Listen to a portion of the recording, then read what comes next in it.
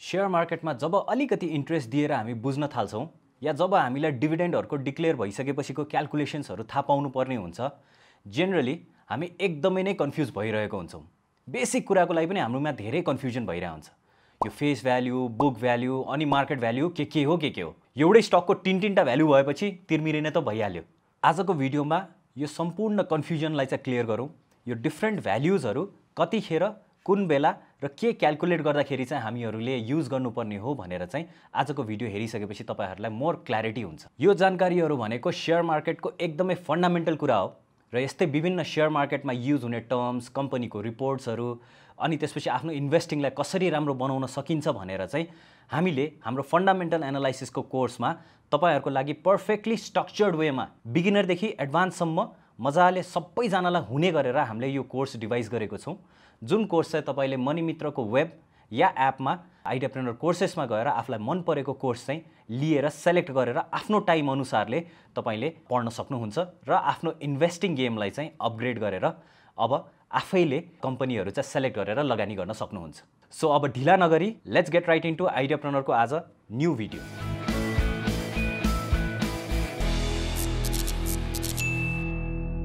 First कुरा गरौँ यो फेस भ्यालु चाहिँ के हो भनेर। कुनै पनि कम्पनी दर्ता गर्दा नम्बर अफ शेयर्स हुन्छ र त्यसको फेस भ्यालु डिटरमाइन त्यतिखेरै हुन्छ, जसले गर्दा कम्पनी कति भ्यालुको हो भनेर पहिला नै निर्धारण भइसकेको हुन्छ। फेस भ्यालु भनेकै पार भ्यालु हो र यो कम्पनी रेजिस्टर गर्दाखेरि नै डिटरमाइन भइसकेको हुन्छ र फेस भ्यालु कहिले पनि चेन्ज हुँदैन। पहिला तपाईको शेयर सर्टिफिकेटमा देखिने भ्यालु पनि त्यही नै हो फेस भ्यालु। नेपाल शेयर मार्केटको कुरा गर्ने हो भने प्राय जसो कम्पनीहरुको फेस भ्यालु चाहिँ 100 रुपैयाँमा छ। जस्ट सोल्टी होटलको मात्र 10 रुपैयाँमा फेस भ्यालु इस्यु भएको छ अहिलेसम्म। अनि हामीहरूले आइपीओ भर्दा पनि जहिले पनि 100 रुपैयाँ फेस भ्यालुकोमै भरिरहेको हुन्छौं, जसले गर्दाखेरि 10 किता 100 रुपैयाँ फेस भ्यालुले गर्दा हाम्रो इन्भेस्टमेन्ट चाहिँ 1000 रुपैयाँ हुने गर्छ आइपीओमा जेनरली।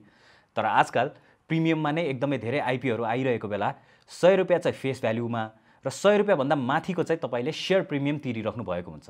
जस्तै कुनै पनि कम्पनीको 250 रुपैयाँमा आइपीओ आयो भने त्यसमा 100 रुपैयाँ चाहिँ फेस भ्यालु र अर्को 150 रुपैयाँ चाहिँ तपाईले त्यो कम्पनीको शेयर प्रिमियममा तिरिराख्नु भएको हुन्छ।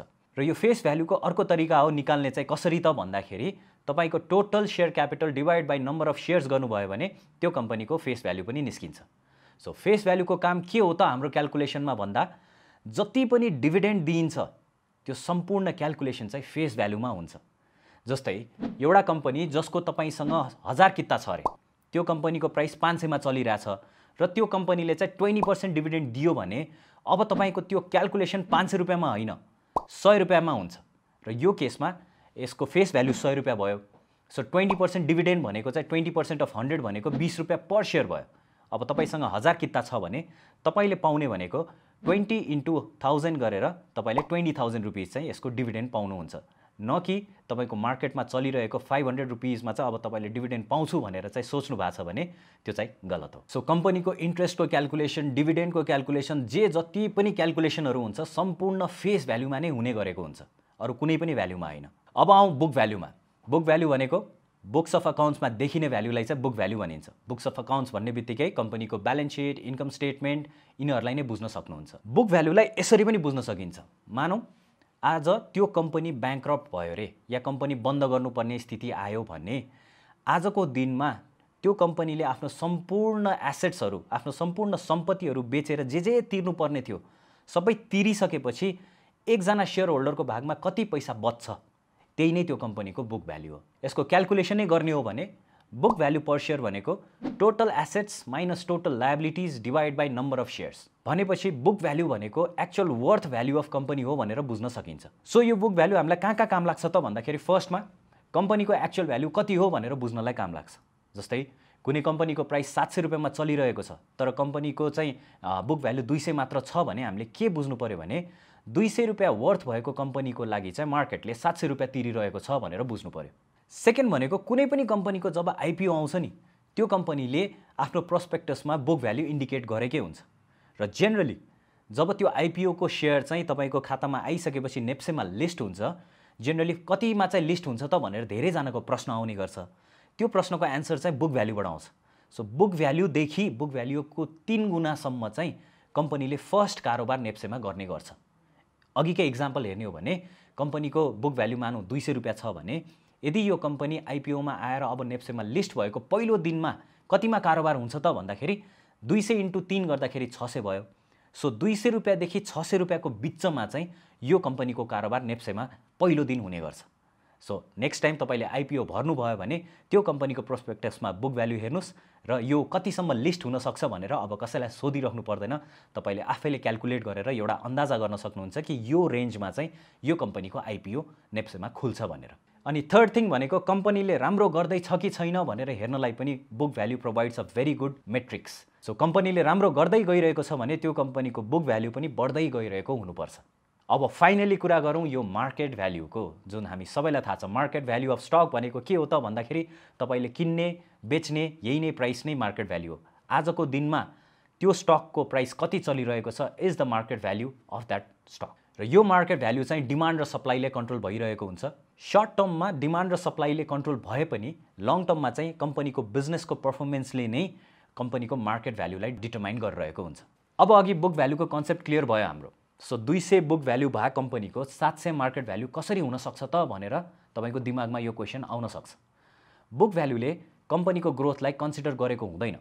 मार्केट भ्यालुले अर्थात् डिमान्डले चाहिँ कन्सिडर गरेको हुन्छ यो सम्पूर्ण ग्रोथहरूलाई। सो जब मार्केट भ्यालु बुक भ्यालु भन्दा धेरै माथि हुन्छ त्यो भनेको इन्भेस्टरहरूले चाहिँ के सोचेको हुन्छ भने भोलिको दिनमा कम्पनीले राम्रो गर्दै गएर अहिले भन्दा धेरै नाफा चाहिँ फ्युचरमा चाहिँ आफ्नो शेयर होल्डरहरूलाई बाँड्न सक्छ भनेर। र कुनै पनि कम्पनीको मार्केट भ्यालुलाई नै नम्बर अफ शेयर्सले मल्टिप्लाई गर्नुभयो भने त्यो कम्पनीको टोटल मार्केट क्यापिटलाइजेसन भन्ने चिज निस्किन्छ। सो मार्केट भ्यालुलाई चाहिँ धेरै कुराहरूले फरक पर्छ, जस्तै कम्पनीको पर्फर्मेन्स, देशको त्यो सेक्टरप्रतिको नीति, न्युज, कम्पनीको इन्ट्यान्जिबल एसेट्स, अनेक कुराले गर्दाखेरि त्यसैले पनि यो बुक भ्यालु भन्दा चाहिँ माथि नै हुने गर्छ।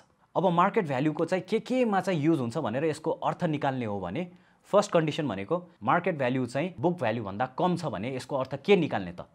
यसको अर्थ भनेको मार्केट चाहिँ त्यो कम्पनीलाई लिएर कन्फिडेन्ट छैन भन्नाले मार्केटमा त्यो कम्पनीको राम्रो फ्युचर छ भनेर चाहिँ लगानीकर्ताहरूले नपत्याएर कम्पनीलाई चाहिँ बुक भ्यालु भन्दा कम प्राइस दिइरहेको भनेर हामीले बुझ्न सक्छौँ। तर कहिलेकाहीँ यस्तै कम्पनीहरूले नै पुरै युटर्न लिएर प्रफिट गरेर शेयर होल्डर्सहरूलाई राम्रो नाफा पनि दिन सक्छन्।